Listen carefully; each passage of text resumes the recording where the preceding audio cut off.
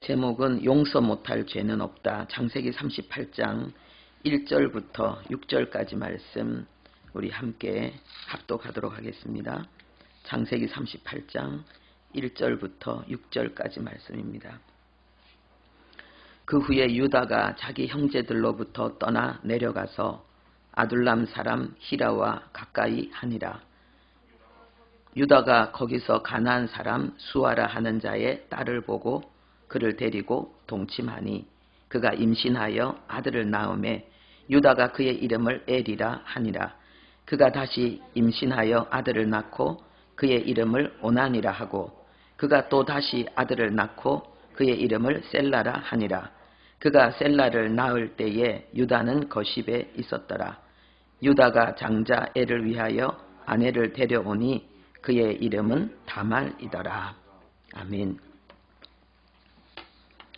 본문 말씀으로 들어가기 전에 지난주에 받은 은혜를 잠깐 나누기 원합니다. 맥체인 성경 읽기 지금 히브리서 하고 있는데 히브리서 1장 1절에 옛적의 선지자들로 여러 부분과 여러 모양으로 말씀하신 하나님이 이 모든 날 마지막에는 아들을 통하여 우리에게 말씀하셨으니, 이 말씀이 오늘 우리에게 큰 위로와 힘이 되기를 원합니다. 예수님이 이 땅에 오신 것이 모든 날 마지막이라고 말씀하고 있습니다. 예수님의 초림과 예수님의 재림, 이 교회 시대, 우리가 지금 살고 있는 이 신약 성도 시대가 하나님의 모든 구속의 역사의 마지막 단계라고 말씀하고 있습니다. 저희들이 어렸을 때는 운동회라는 게 있었거든요. 운동회 맨 마지막에 하는 것이 계주였습니다. 릴레이. 여러 그 명이 바톤을 이어 가면서 경주를 하는 건데 맨 마지막 주자는 특별히 더 잘하는 선수를 달리기 시키더라고요. 여러분, 이것이 우리가 구약시대 모든 성도들보다 더 대단하다, 이런 마음까지 가지자고 하는 소리는 아니고요. 여러분의 신앙에 대해서, 여러분의 삶에 대해서 자기 비하, 연민의 늪, 그 수렁에서는 나와야 되겠다는 뜻으로 이 말씀을 나누려고 합니다. 하나님께서 우리를 이 마지막, 이 복음의 마지막 시대의 주자로 하나님이 우리를 부르시고 세우신 것은 분명히 이유가 있기 때문인데, 여러분 자신을 너무 평가절하하고 여러분의 삶을 너무 비참함으로 그렇게 해석하지 않기를 바랍니다. 또 지난주 그 청년 다니엘 기도회가 있었는데 마지막 시간에 임형규 목사님이 메멘토 모리라는 제목으로 설교를 하셨습니다. 이 메멘토 모리라는 이 뜻은 라틴어, 로마어로 너의 죽음을 기억하라 라는 뜻인데, 로마가 전쟁을 많이 했잖아요. 세계를 제패하는 꿈을 가지고 있으니까 얼마나 많은 전쟁이 있었겠습니까? 그런데 전쟁에서 장군이 승리하고 돌아오는 그 개선식에, 장군이 승리하고 돌아올 때는요, 전쟁에서 승리한 모든 전리품이 오고, 그리고 그 뒤에는 전쟁 포로들을 끌고 옵니다.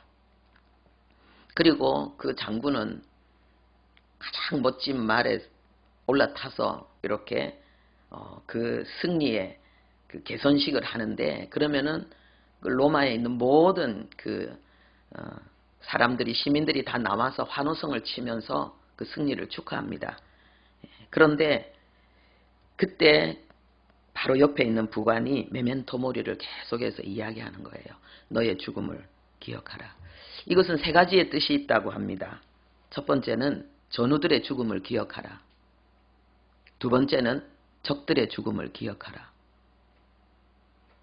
오늘 이 승리의 이 환호성이 그 죽음의 열매라는 거죠. 대가지불이 있었다는, 죽음의 어마어마한 대가지불이 있었다는 거죠. 그리고 세 번째 뜻은 너도 죽는다. 왜 이 일을 했을까요? 저는 이 얘기를 다시 한 번 더 들으면서 그래서 로마가였구나라는 생각이 들었습니다. 그 환호성 속에서 이 개선 장군에게 너도 죽는다는 이야기를, 그리고 다른 사람의 죽음이 만든 결과라는 것을 그에게 인식시켜주는 그 이유가 뭘까요? 현실 감각을 놓치지 말라는 거예요. 현실감을 잃어버리고 마음이 붕 뜨면 안 된다는 것입니다. 죽음으로 네 삶의 중심을 잡으라는 것입니다.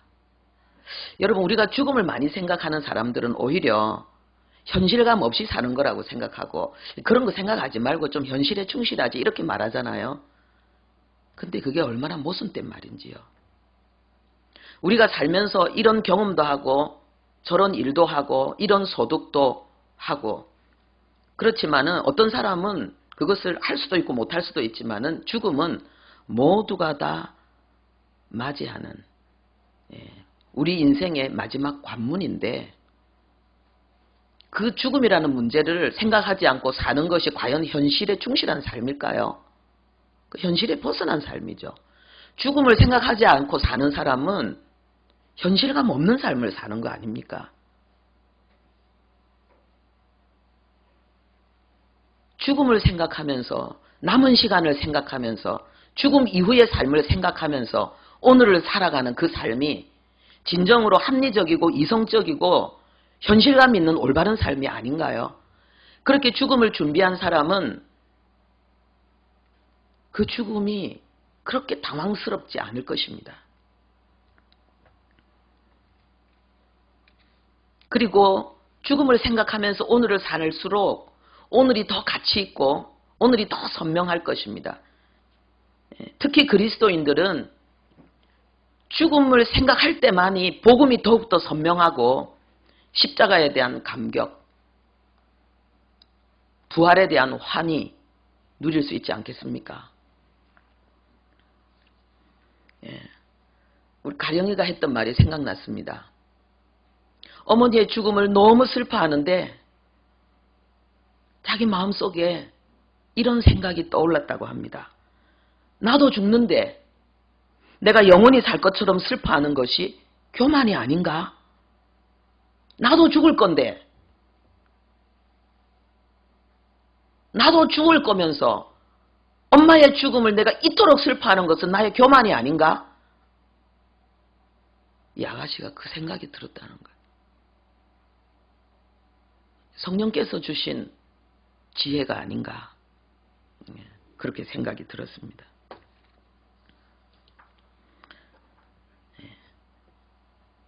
버킷리스트라는 말이 있는데, 죽음을 생각하면서 나의 남은 시간 동안 하고 싶은 일을 목록을 잡는 거죠. 목록을 딱 적어보는 거죠. 우리는 항상 이것을 매일, 그리스도인은 특히 매일 죽음을 생각하고, 그리고 남은 시간을 어떤 일을 하면서 살 것인가라는 목록을 늘 살피고 되새기면서 자기 삶을 점검하는 것이 맞다고 생각합니다. 그런데 우리 아이들에게 이것을, 아직 삶을 제대로 시작해보지도 않은 아이들에게 이 버킷리스트를 만들어 보라고는 할 수 없을 것 같더라고요. 그럼 아이들에게 뭐를 이야기하면서 죽음을 생각하게 만드는가? 아이들도 죽음을 생각해야 되잖아요. 어렸을 때부터. 그래야지 그 아이가 죽음이 자기 삶의 마지막 현실이 되고, 그리고 그 죽음을 향해 가는 그의 삶을 더 알차게 살 수 있지 않겠습니까? 그럼 아이들에게 죽음을 생각하게 하는 비결은 뭔가? 네가 가장 살고 싶은 네 삶을 한번 설계해봐라. 너의 10대에는 어떤 사람이 되고 싶고, 20대에는 어떤 사람이 되고 싶고, 30대에는 어떤 사람이 되고 싶고, 그리고 50대에는 어떤 사람이 되고 싶고, 결국은 네가 이 세상을 떠날 때는 너는 몇 살 때 이 세상을 떠나고 싶니? 떠나기 전에 너는 어떤 일을 하고 싶니? 그리고 너는 어떤 사람으로 기억되고 싶니? 그런 말을 쭉 적게 만드는 거죠. 그러면은 그 아이는 깨달을 거예요. 아, 이 땅의 삶이 영원하지 않구나.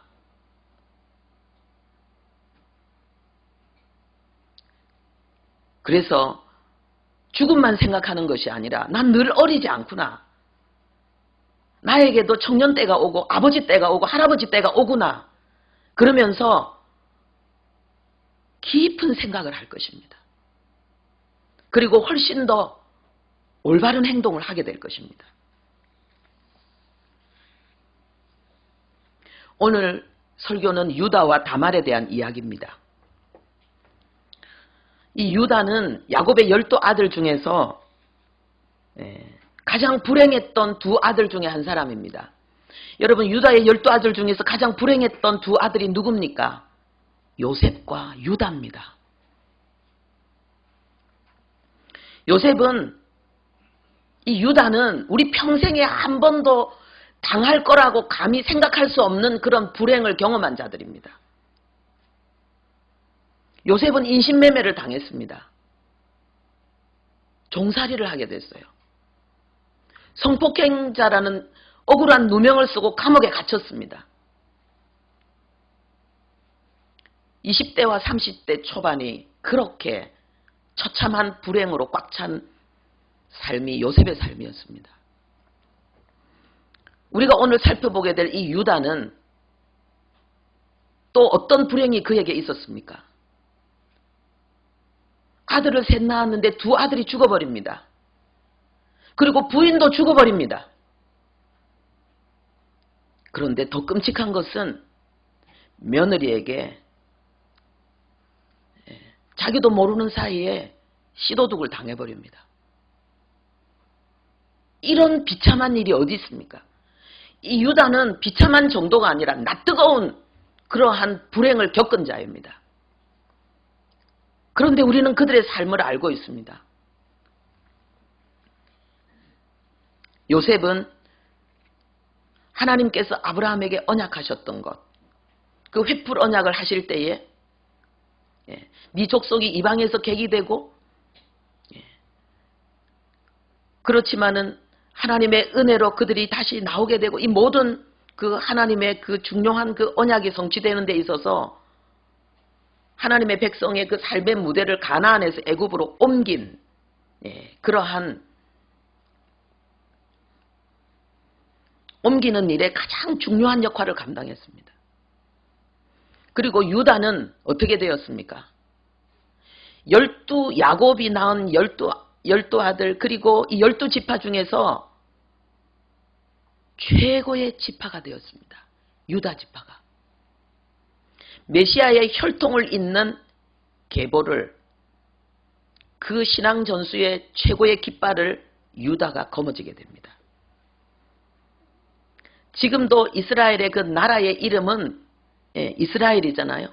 그렇지만 그 민족의 이름은 유대인입니다. 유다라는 이름을 사용하고 있는 거죠.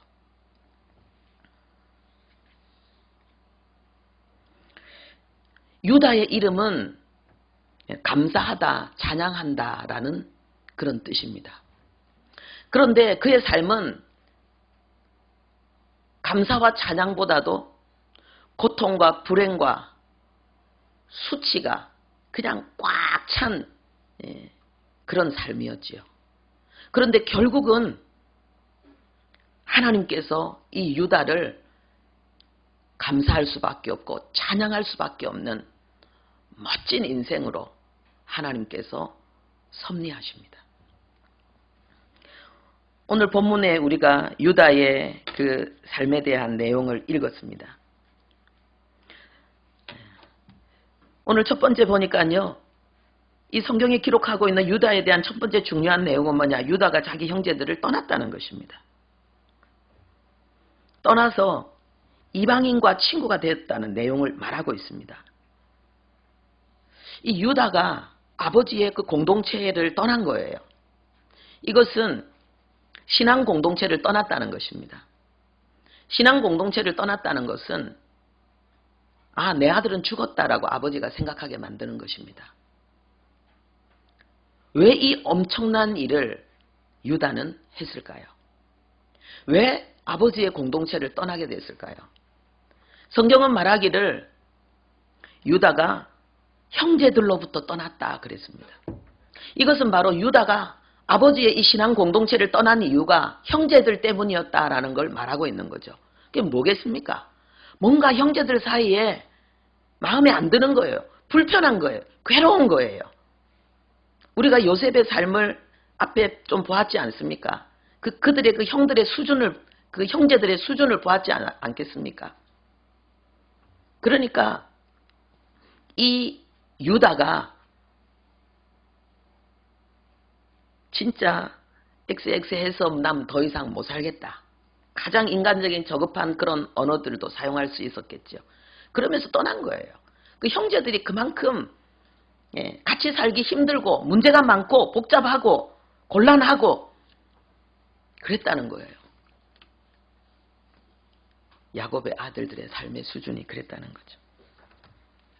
근데 뭐 떠난 유다도 별 수 있겠습니까? 이방인에게 갔고 이방 여인과 결혼했습니다. 그리고 아들을 낳았습니다. 엘과 오난과 셀라라는 세 아들을 낳았는데 그 첫 번째 그 아들 엘의 그 아내로 며느리를 다말로 맞아들였습니다. 여기까지는 별 문제가 없는 것 같죠. 뭐 공동체 떠나도 결혼하고 두 아들을 셋이나 놓고 잘 살고 있는데, 그런데 공동체를 떠난 거는 그렇다 치는데 또 이방 여인과 결혼했어요. 이방 여인과 어떻게 결혼했는지 성경은 말하고 있습니다.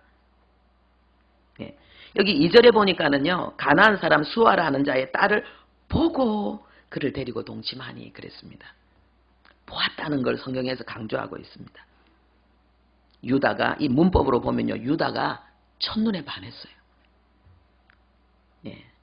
수아의 딸에게 첫눈에 반했고 완전히 홀딱 마음이 빼앗겼다라고 그렇게 설명하고 있습니다. 그래서 우리가 알고 있지 않습니까? 아브라함이 자기 아들 이삭에게 그 믿음의 여인과 가나안 그 여인과 결혼하지 않게 하기 위해서 믿음의 여인과 결혼하게 하려고 멀리까지 종을 보냈던 거. 그리고 할아버지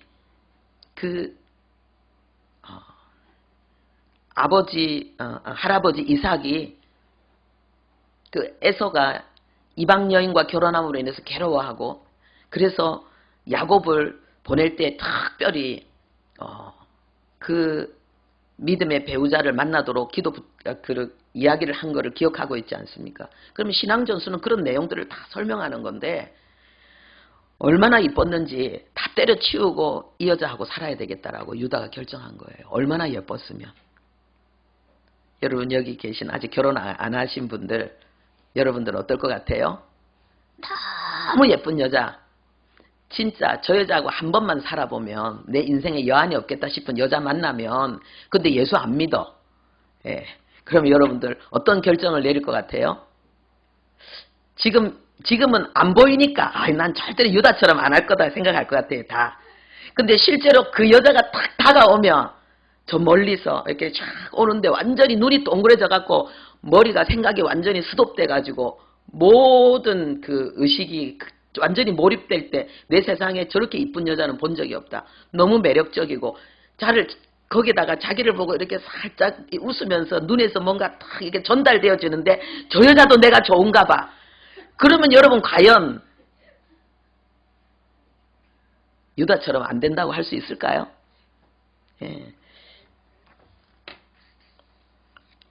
그런데 문제가 생기기 시작합니다. 하나님의 사람은 문제가 없는 삶이 아니고 문제 속에서 진리를 더 깨닫고 하나님을 더 가까이 하는 삶을 사는 자들이죠. 어떤 문제가 생겼습니까? 엘이 죽어버립니다. 그런데 성경은 이 엘의 죽음을 죄로 인한 죽음이라고 이야기합니다. 무슨 죄를 지었는지는 모르지만은 보통 사람들의 어떤 삶에 있어서 어떤 문제와 부족을 뛰어넘는 심각한 죄가 그에게 있었다는 것을 성경은 말하고 있습니다. 그래서 할 수 없이 그 동생 오난에게 네 형수와 결혼해라. 당시에는 계대법이라는 게 있었습니다.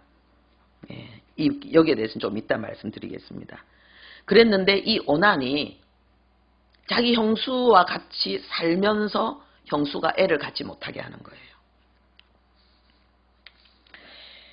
그러니까 이것이 얼마나 또 큰 죄였는지, 아니 형수의 애를 낳아주기 위해서 형수와 결혼한 건데 그러면 형수의 애를 낳아주고 싶지도 않고 그럼 도대체 뭐 하자는 거예요? 이거는 성폭행과 마찬가지인 거예요. 형수를 겉으로는 동생의 의무를 다하는 것처럼 보이지만 실제 자기의 속은 형수를 성폭행하는 거죠. 그 죄가 얼마나 악했는지 하나님께서 그 오난까지도 그 생명을 거두어 버립니다.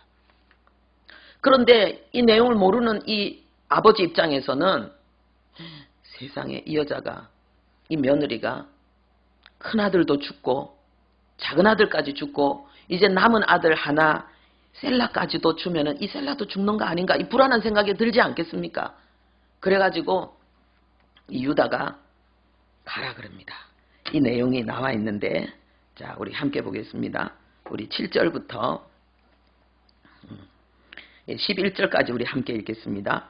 유다의 장자 엘이 여호와가 보시기에 악함으로 여호와께서 그를 죽이신지라. 유다가 오난에게 이르되 네 형수에게로 들어가서 남편의 아우된 본분을 행하여 네 형을 위하여 씨가 있게 하라. 오난이 그 씨가 자기 것이 되지 않을 줄 알므로 형수에게 들어갔을 때에 그의 형에게 씨를 주지 아니하려고 땅에 설정하매 그 일이 여호와가 보시기에 악함으로 여호와께서 그도 죽이시니 유다가 그의 며느리 다말에게 이르되 수절하고 내 아버지 집에 있어 내 아들 셀라가 장성하기를 기다리라 하니 셀라도 그 형들같이 죽을까 염려함이라. 다말이 가서 그의 아버지 집에 있으니라. 성경은 이 내용을 이야기하고 있습니다. 이 며느리가 아무리 기다려도 아버지가 자기를 시아버지가 부르지 않는 거예요. 이제는 셀라가 장성해서 자기를 불러서 자기가 그 셀라를 통해서 자식을 낳아서 죽은 남편의 이름을 회복하고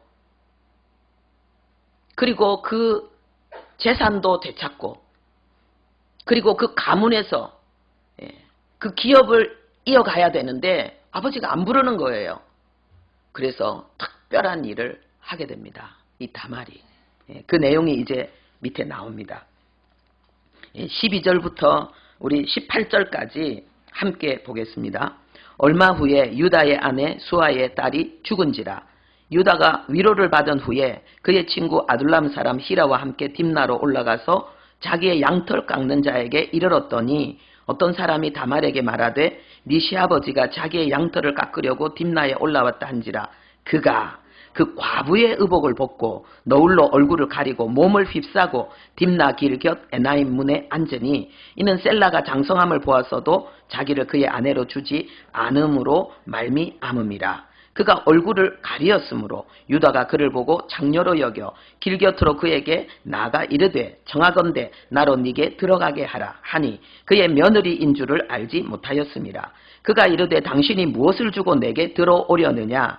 유다가 이르되 내가 내 떼에서 염소 새끼를 주리라. 그가 이르되 당신이 그것을 줄 때까지 담보물을 주겠느냐. 유다가 이르되 무슨 담보물을 네게 주랴. 그가 이르되 당신의 도장과 그 끈과 당신의 손에 있는 지팡이로 하라. 유다가 그것들을 그에게 주고 그에게로 들어갔더니 그가 유다로 말미암아 임신하였더라.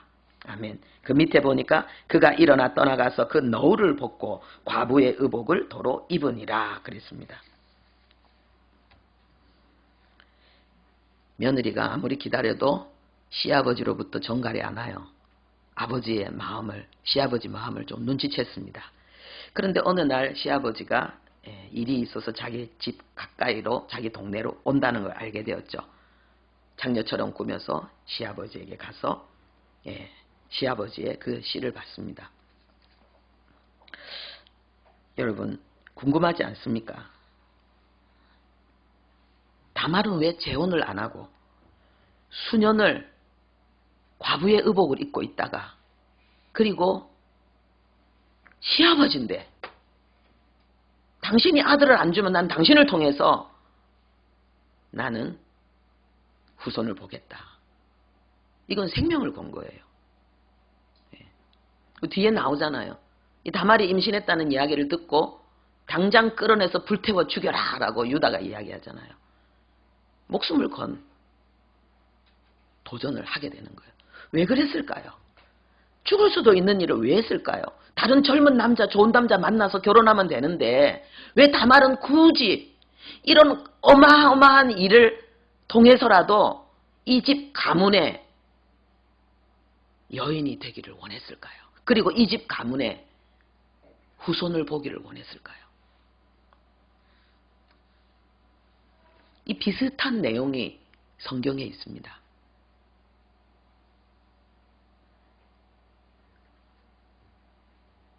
이 유다하고 똑같은 상황인데요.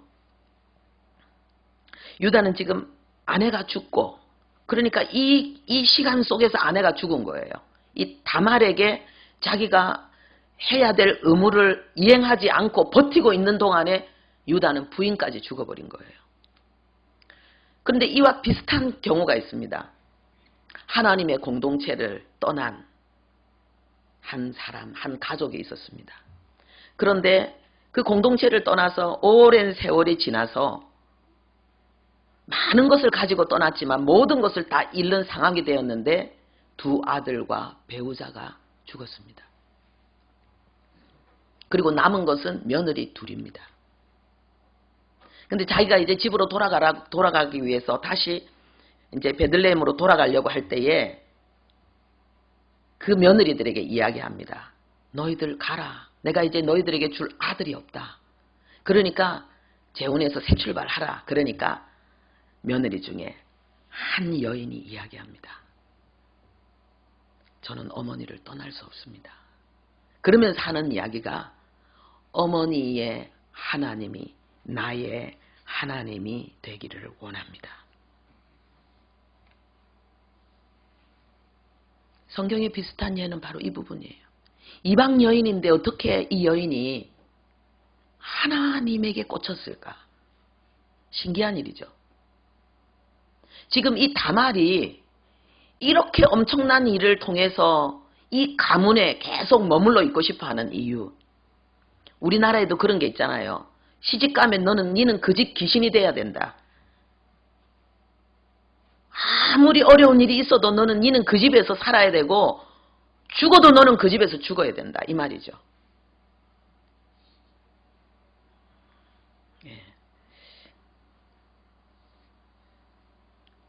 이 다말이 이렇게까지 한 이유를 우리는 이 룻의 신앙 고백에서 찾아볼 수 있는 것입니다.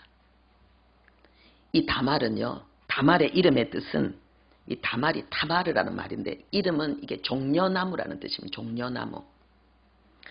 그런데 이 종려나무는 이 다산을 상징하거든요. 그래서 생명, 그리고 부활, 승리 이런 걸 나타냅니다. 생명이 죽으면 안 되잖아요. 그러니까 부활, 그리고 승리, 종려나무에 함축된 뜻입니다. 그런데 이 다마르라는 이 여인의 이름이 토메르라는 이 단어에서 나왔는데요.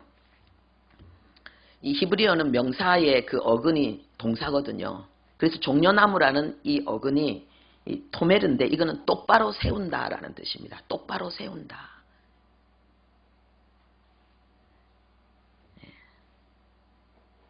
유다의 쓰러진 신앙을 일으켜 세우고 남편의 쓰러진 이름을 다시 일으켜 세우고 그 가문을 일으켜 세우고 메시아의 혈통을 일으켜 세우는 이어가는 이 위대한 사명을 이 다말이 감당했습니다. 시아버지가 온다는 이야기를 듣자마자 과부의 옷을 싹 벗고는 그리고는 장녀와 같은 얼굴을 가린 그 몸을 하고 그리고는 시아버지에게 가서 시아버지를 유혹하고 그리고 시아버지에게서 그 도장과 끈과 지팡이를 3개를 딱 요구하고 이게 그냥 즉흥적으로 일어났다고 볼 수 없는 다말의 모습입니다. 생각을 많이 했다는 거죠. 연구했다는 거죠. 준비했다는 거죠. 각오하고 다짐했다는 거죠. 그리고 기도했다는 겁니다. 왜냐하면은 이 18절에 이 다말이 그 유다와 동침하는 이 부분을 들어갔더니라는 이 부분이 이 문법으로 이게 히필로 되어 있습니다. 그게 뭐냐면요. 하나님의 감동이 있었다는 것입니다. 하나님의 그러한 마음에 이 어마어마한 용기를 내는 데 있어서 하나님의 어떤 이끄심이 있었다라는 것을 우리에게 표현하고 있습니다. 저는 이 다말의 모습을 보면서 독수리의 눈이 떠올랐습니다.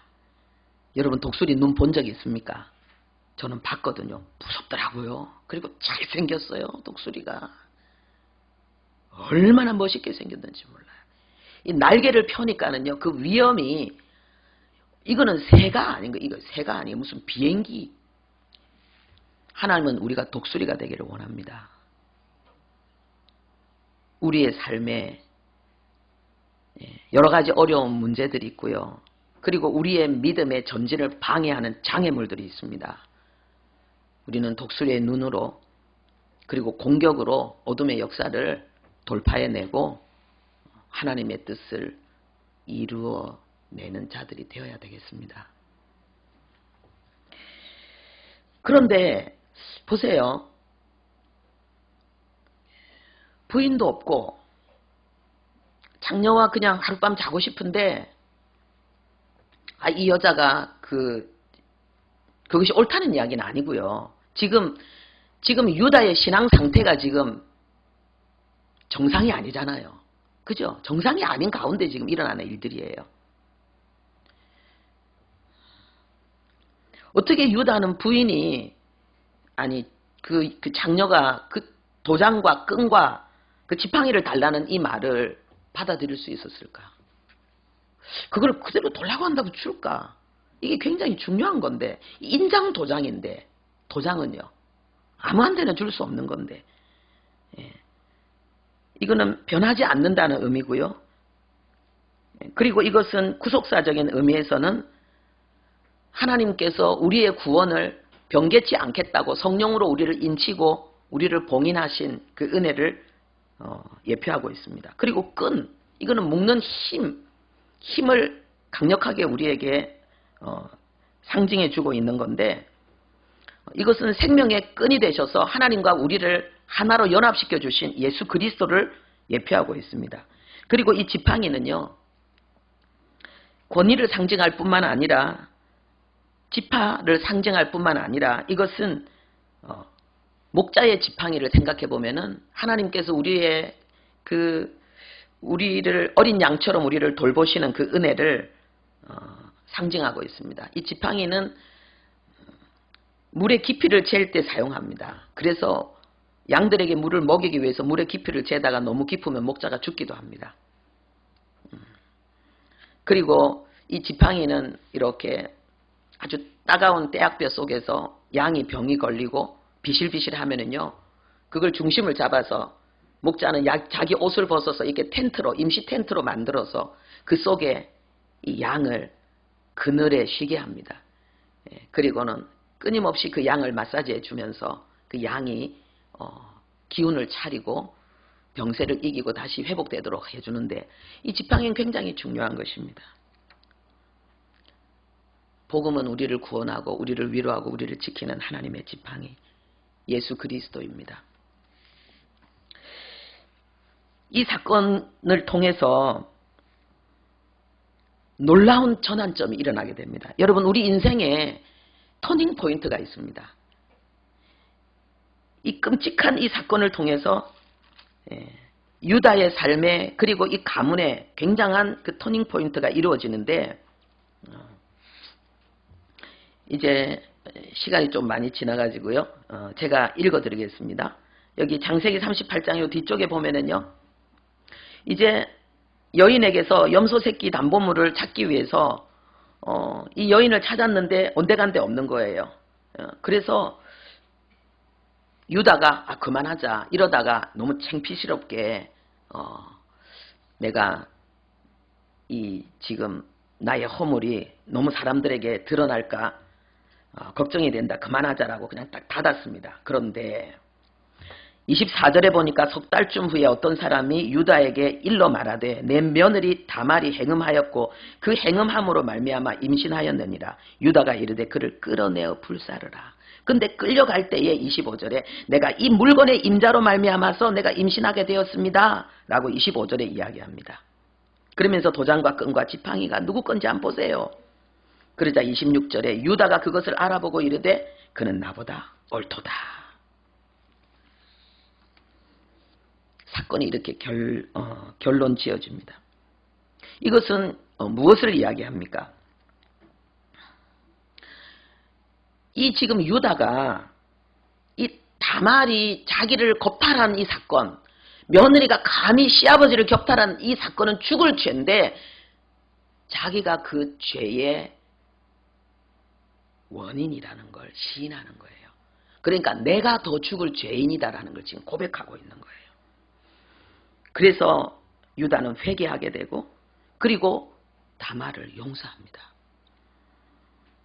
그리고 이 유다가요 다시 아버지 집으로 돌아옵니다. 할렐루야. 언제 돌아온지는 나오지 않지만은요 이제 뒤에 보면은 유다가 중요한 사건에 이 가정의 모든 것을 이끄는 그런 내용이 나오고 있습니다. 창세기 그 뒤에 보면은요 43장에 보면은 이 유다가 이제 그 요셉이 총리가 되고 그리고 풍년 7년의 풍년이 지난 다음에 흉년 2년이 지나고 그래서 22년 요셉이 자기들을 떠난 지 22년 만에 이제 이 형제들이 상봉하는 그때에 이 모든 부분에 있어서 유다가 나오고 있습니다.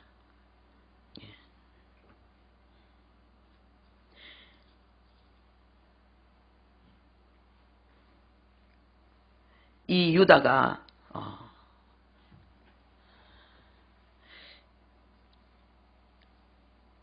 야곱을 설득하는 장면이 43장에 나오는데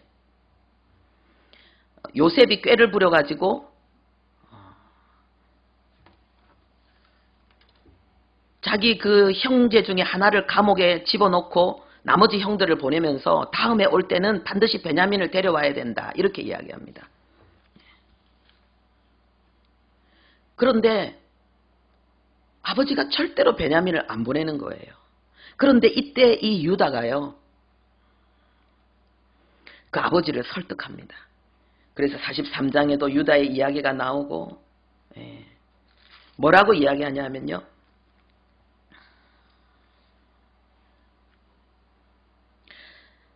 유다가 그의 아버지 이스라엘에게 이르되 저 아이를 이 베냐민을 나와 함께 보내시면 우리가 곧 가겠지만 그렇지 않으면은 우리가 다 굶어 죽습니다. 그러면서 9절에 내가 그를 위해서 베냐민을 위해서 담보가 되오리니 아버지께서 내 손에서 그를 찾으소서. 내가 만일 그를 아버지께 데려다가 아버지 앞에 두지 아니하면 내가 영원히 죄를 지리이다.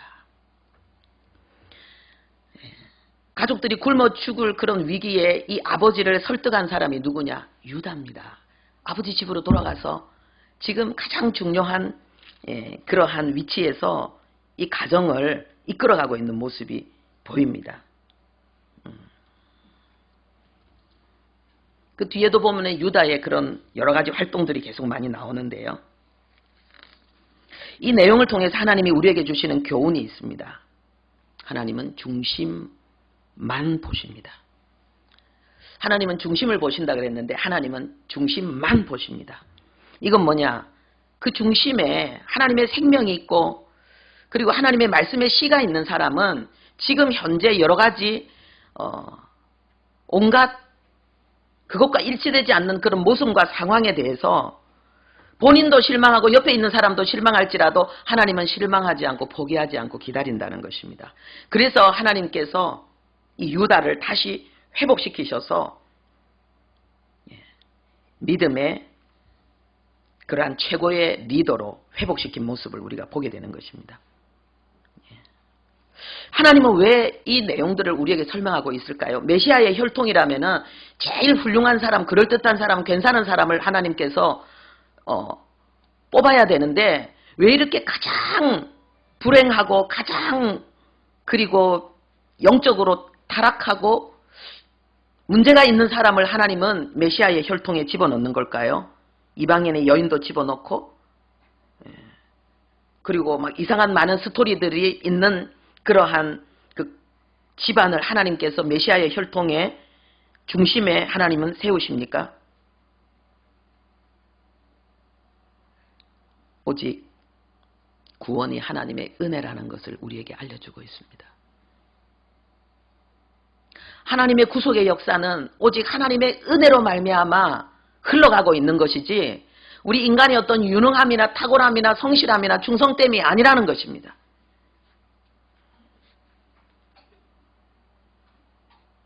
그리고 이 내용을 통해서 하나님이 우리에게 가르치는 것은 특별한 고난은 특별한 은총이 있다는 것을 이것은 하나님의 사람들의 특권이지요.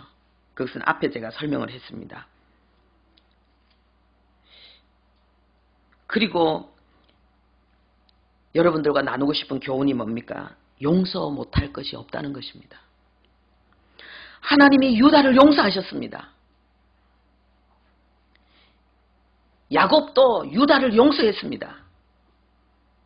야곱이 목회하고 있는 교회에 이놈의 아들이 밖에 나가가지고 막 이상한 그러한 데 막 돌아다니고 맨날 나이트클럽이나 가고 머리에 노랑물 들이고 막 이상한 친구들하고 몰려가지고 이상한 짓이나 하고 다니고 그러면은 이 야곱 목사님이 얼마나 마음이 괴롭겠습니까? 근데 뭐 그래도 뭐 결혼했다 하더라. 뭐 예수 안 믿고 뭐 교회도 안 다니는 여자하고 결혼해서 애 낳고 애 셋이나 낳고 잘 산다 하더라. 뭐 이런 얘기는 들었는데 갑자기 아이고 아들이 둘이나 죽었다 하더라. 그리고 마누라도 죽었다 하더라. 얼마나 힘들겠습니까? 그런데 하나님께서 이 유다를 하나님께서 그 메시아의 혈통을 잇는 장자로 세우는 데 있어서 야곱이 아멘 했습니다. 그러면 여러분 유다는 이 며느리 다말을 용서하는 것이 쉬웠겠습니까? 여러분이 유다 입장이 돼 보십시오. 이 다말을 이 며느리를 용서하는 게 쉽겠습니까? 용서했어요. 마지막으로 나누고 싶은 교훈은요. 우리에게도 목숨 건 도전이 필요할 때가 있다. 이 계대법이라는 것은요.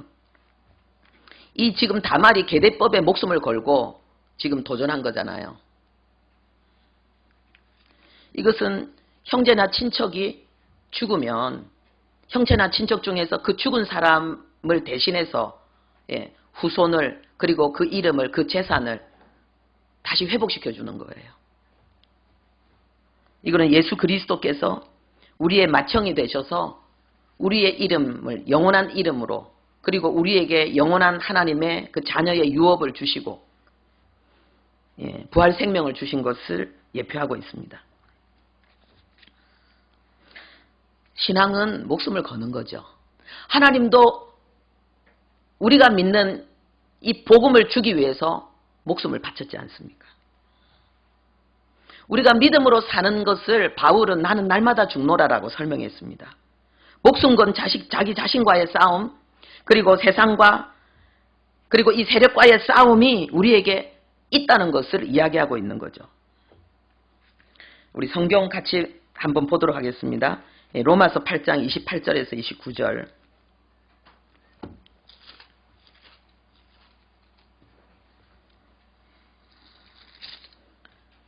우리 함께 읽도록 하겠습니다.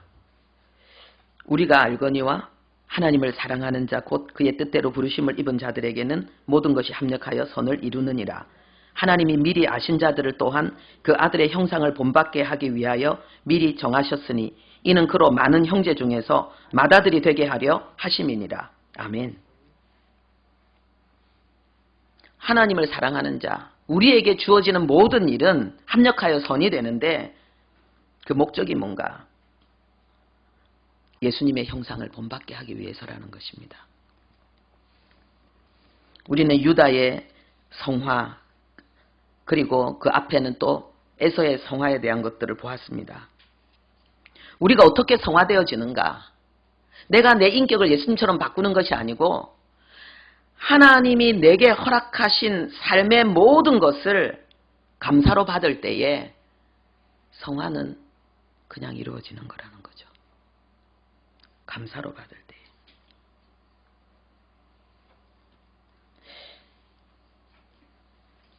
이 유다가 다시 돌아갈 때에, 다시 아버지 집으로 돌아갈 때에 뭐라고 말했을까요?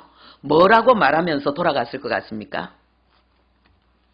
탕자가 돌아올 때는, 아버지 품에 안길 때는 뭐라고 얘기하면서 돌아왔습니까? 내가 죄를 지었습니다. 아버지라 불릴 자격이 없습니다. 종으로라도 있고 싶어서 왔습니다. 그렇게 말했잖아요. 그러면 이 유다는 두 아들 잃고 마누라 잃고 며느리한테 거팔당하고 정말 집안 망신, 하나님 망신 다 시키고 고개 숙인 아들이 되어서 아버지 집으로 돌아갈 때 뭐라고 말했을까요? 이와 비슷한 예, 나오미. 그죠? 나오미는 유다처럼 두 아들 잃고 배우자 잃고 그리고 며느리 하나 데리고 자기의 믿음의 본향으로 돌아갔을 때에 나오미가 한 말이 뭔 줄 압니까? 룻기 1장에 보니까 여호와의 손이 나를 치셨으므로 나는 너희로 말미암아 더욱 마음이 아프도다. 이거는 며느리에게 한 말이고요. 가서 그 고향의 사람들이 막 환호성을 할 때에 이 나오미가 뭐라고 말하냐 하면은요. 성읍이 떠들며 나오미냐 하는지라 나오미가 그들에게 이르되 나를 나오미라 부르지 말고 나를 마라라 부르라. 이는 전능자가 나를 심히 괴롭게 하셨음이니라. 내가 풍족하게 나갔더니 여호와께서 내게 비어 돌아오게 하셨느니라. 여호와께서 나를 징벌하셨고 전능자가 나를 괴롭게 하셨거늘 너희가 어찌 나를 나오미라 부르느냐. 나오미는 돌아갈 때 이렇게 말했습니다.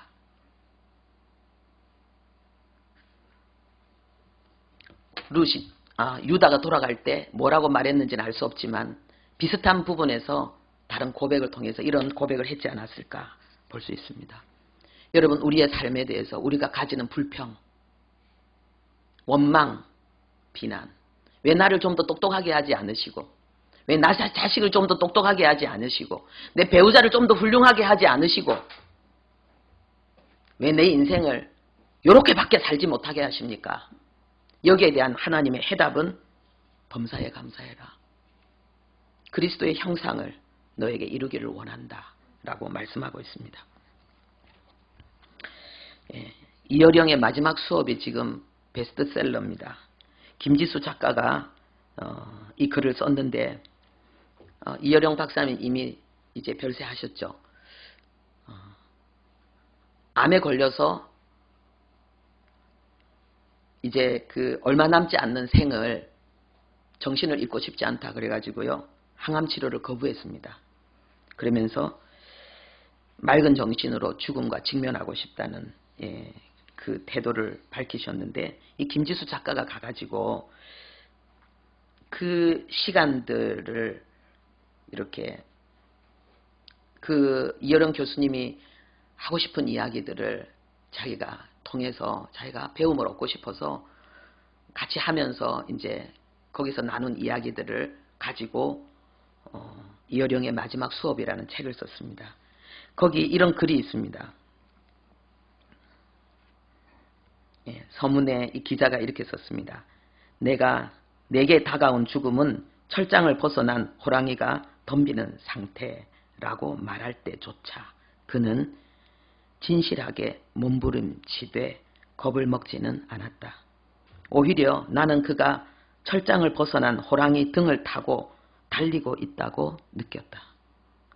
선생님과 이야기를 나누는 동안 나는 마음껏 슬퍼했고 여한 없이 기뻐했다. 예. 그리고 그분이 남긴 그 말씀 중에 한 페이지에 딱 요 글귀 하나만을 적어 놓은 부분이 있습니다. 그 글귀는 이것입니다. 내 것인 줄 알았으나 받은 모든 것이 선물이었다.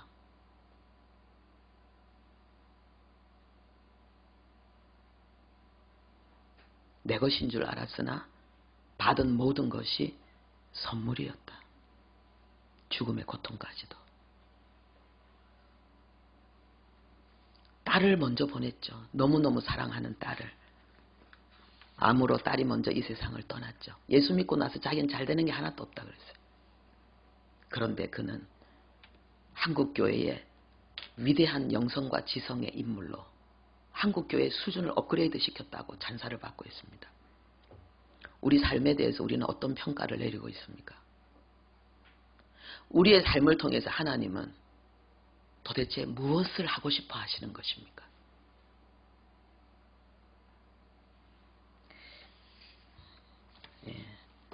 제가 기도하고 축도하고 마치겠습니다.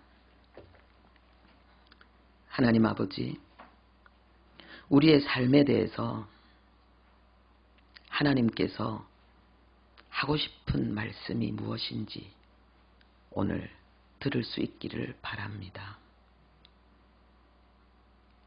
우리 자신에 대해서, 우리 자신의 삶에 대해서 내가 생각하고 느끼고 말하는 것을 하나님이 말씀하시고 싶은 것과 비교해서 얼마나 옳은지 틀린지 점검할 수 있기를 바랍니다. 우리가 언제인지는 모르지만은 우리는 이 땅에 잊지 않고 하나님 앞에 있을 그때가 올 것입니다. 하나님, 그때를 생각하면서 믿음의 길을, 하나님에 대한 참된 진실한 신앙의 길을 걸어가는 우리들 되게 해 주옵소서. 예수님의 이름으로 기도합니다. 아멘.